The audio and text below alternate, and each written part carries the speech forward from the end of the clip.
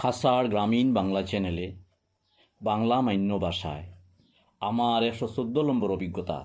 শিরোনাম হল পেহেলগাঁও কাণ্ডে সারা দেশ শোকাহত। সমগ্র দেশ জাতি শোকাহত, বুকে তাদের দীর্ঘশ্বাস, সম্মুখে নিরপরাধ 27 জন মানুষের লাশ।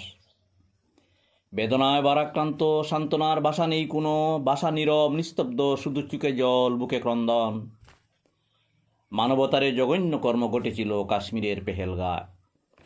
মানুষরূপী কিছু নরপশু এই ঘটনা ঘটিয়েছিল, যা একে একে হত্যা করেছিল তাদের অমুসলিম ছিল যারা।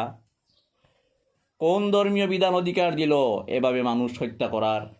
ধিক্কার জানাই ওদের। ওরা নরপিচাস, নরপশু, মানুষ নামদারি কিছু লোক যারা মানবতার কলঙ্ক রূপ। মুসলিম নামের কলঙ্ক, প্রকৃত মুসলিম নয় ওরা।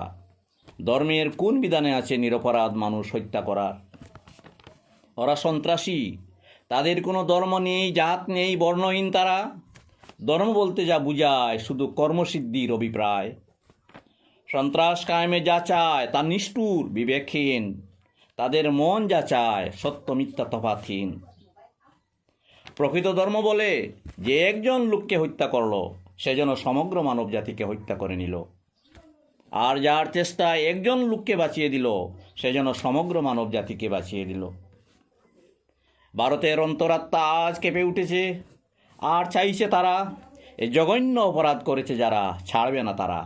সন্ত্রাসীদের ধরে এনে লোকচক্ষুর সামনে প্রদর্শন করে করে গুলিয়ে গুলিয়ে হত্যা করা, যেন তাদেরও রক্তের ফোয়ারা জোরে।